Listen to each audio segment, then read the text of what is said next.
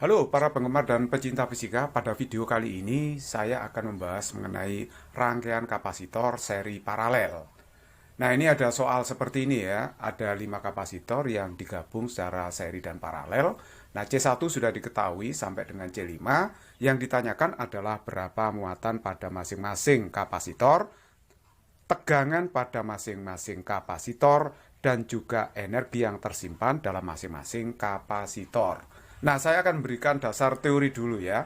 Kita ingat bahwa kalau kapasitor ini dipasang seri ya, C1, C2, C3, dan seterusnya, terus kemudian dihubungkan dengan baterai, baterainya punya tegangan, misalnya V-tot, maka baterai ini akan memberikan muatan atau memuati masing-masing kapasitor.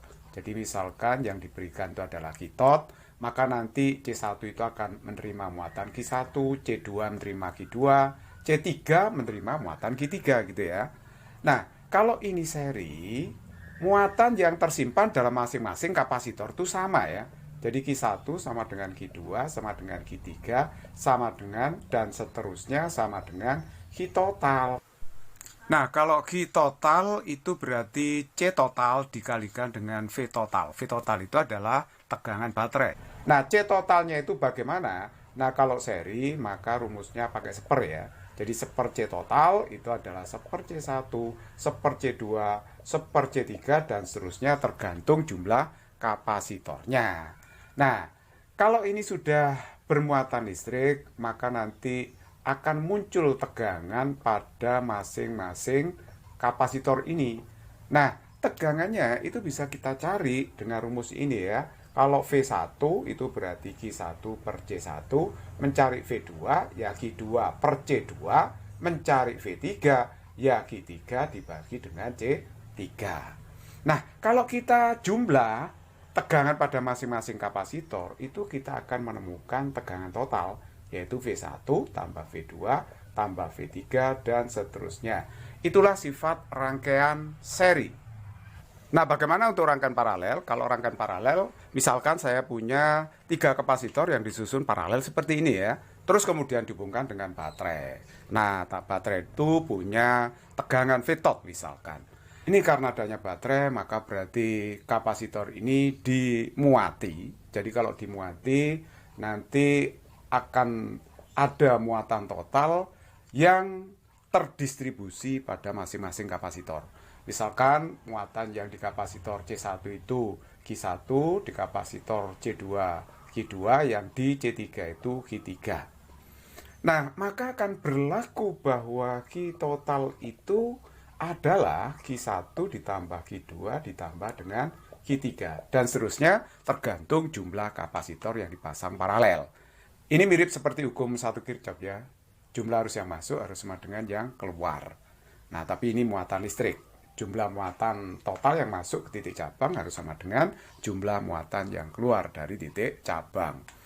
Nah, nanti kalau kapasitor ini sudah bermuatan, maka pada ujung-ujungnya akan muncul tegangan V1, ini V2, muncul tegangan V3. Nah, karena ini rangkaiannya paralel, maka nanti V1 itu sama dengan V2, sama dengan V3, dan seterusnya gitu ya. Kalau kita mau mencari Q-tot, Q-tot itu berarti C-tot dikalikan dengan V-tot gitu ya. Nah, tapi C-totnya itu apa? Nah, kalau ini rangkaiannya paralel, masih ingat ya, C-totnya itu cukup dijumlahkan aja. Jadi ini kebalikan dari resistor. Resistor itu kalau di paralel, rumusnya akan pakai seper ya. Tetapi kalau kapasitor justru sebaliknya. Kalau di paralel justru hanya dijumlahkan begitu aja. Jadi lebih mudah. Nah, bagaimana kalau mau mencari berapa V1, V2, V3, dan seterusnya? Itu gampang sekali ya, pakai rumus tadi. Jadi V1 itu Q1 per C1, kalau V2 itu Q2 per C2, kalau V3 itu berarti Q3 per C3. Sesederhana itu. Nah, kalau kita mencari energi yang tersimpan dalam kapasitor, kita bisa pakai rumus sederhana setengah QV, tetapi ingat bahwa muatan itu C kali V, iya kan? Nah, karena Q itu C kali V, boleh rumus ini ditulis setengah, ini Q-nya CV, berarti CV kuadrat, boleh. Tapi bisa juga V-nya diganti Q per C, jadi setengah Q kuadrat per C juga boleh. Nah, tapi untuk dalam persoalan ini nanti saya akan gunakan rumus yang paling atas karena tidak mengandung kuadrat ya. 3 kapasitor ini bisa diganti dengan satu kapasitor pengganti, yaitu pengganti paralel dari C2, C3, dan C4. Nah, ini saya beri nama titik A, titik B, titik C, titik D. Jadi antara titik B dan C ini bisa kita ganti dengan satu kapasitor pengganti. Rangkaiannya kita sederhanakan dulu seperti ini. Perhatikan di sini C2, C3, C4 itu tersusun paralel. Jadi paralelnya itu berapa ya? Jadi paralelnya antara titik B dengan C, CBC itu berarti tinggal menjumlahkan, yaitu C2 ditambah C3 ditambah C4. C2-nya adalah 10 ditambah dengan 15, terus kemudian ditambah dengan 35. Jadi ini hasilnya adalah, ini kan 50 tambah 10 berarti 60 mikrofarad.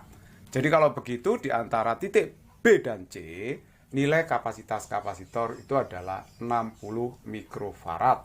Artinya C2, C3, C4 sudah diringkas menjadi 60 mikrofarad. Nah, kita tahu bahwa yang namanya CAB, CBC, dan CCD itu tersusun secara apa? Secara seri. Jadi kalau begitu totalnya adalah 1/C total kalau seri 1/20, 1/60, 1/30. Jadi ini kita samakan penyebutnya 60, 3, 1, 2. Jadi C totalnya itu adalah 60 bagi 6, 10 mikrofarad. Nah, jadi kalau begitu saya tahu Q totalnya. Q totalnya itu berarti apa? Berarti C total dikalikan dengan V total. C totalnya itu adalah ini 10, V totalnya 12. Jadi 120 mikrokulum. Satuannya mikrokulum karena di sini C totalnya adalah mikrofarad. Nah, karena rangkaiannya tersusun seri, maka muatan pada masing-masing kapasitor itu sama besarnya. Jadi nanti QAB itu akan sama dengan QBC, sama dengan QCD, sama dengan Q total, yaitu 120 mikrokulum. Nah, sekarang saatnya kita menjawab pertanyaan yang A itu kan ya. Yang ditanyakan kan muatan pada masing-masing kapasitor. Jadi kalau ditanya muatan pada C1, muatan yang tersimpan C1, Q1 itu sama aja dengan QAB. Nah, QAB-nya itu adalah 120 mikrokulum. Nah, inilah yang tersimpan dalam C1. Kalau yang tersimpan dalam C5 berapa? Jadi Q5 itu akan sama dengan QCD ya, akan sama dengan QCD, berarti QCD ya 120 ini mikrokulum. Jadi Q1 dan Q5 sudah tahu ya nilainya. Untuk mencari muatan pada kapasitor C2, C3, dan C4, kita harus mencari dulu tegangan antara titik B dan C itu. Jadi kita bisa mencari VBC sangat mudah. VBC itu adalah QBC dibagi dengan CBC. Nah, QBC-nya tadi berapa? Ini sudah diketahui ya, 120 dibagi dengan CBC yaitu 60. Jadi kalau begitu tegangannya adalah 2 volt. Nah, itulah tegangan antara titik B dan C.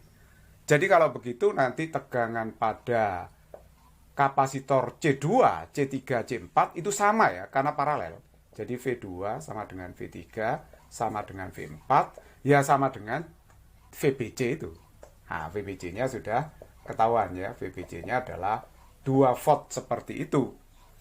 Jadi kalau kita mencari berapa muatan masing-masing, ya gampang. Nah, berarti kan kalau kita mencari Q2 itu C2 kali V2. Jadi C2-nya di situ adalah, lihat di soal adalah 10 ya. Lihat di soal itu adalah 10. V2-nya adalah 2. Jadi ini 20 mikrokulum.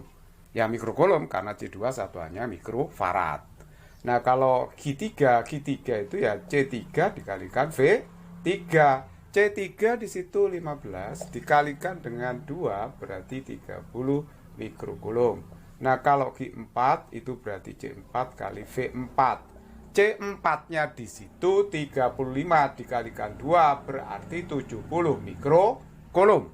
Nah, berarti kita sudah komplit sudah menemukan Q1 120 tadi ya, 120 mikrokulum, Q2 20 mikrokulum, Q3 30 mikrokulum, Q4 70 mikrokulum, dan Q5 adalah 120 mikrokulum.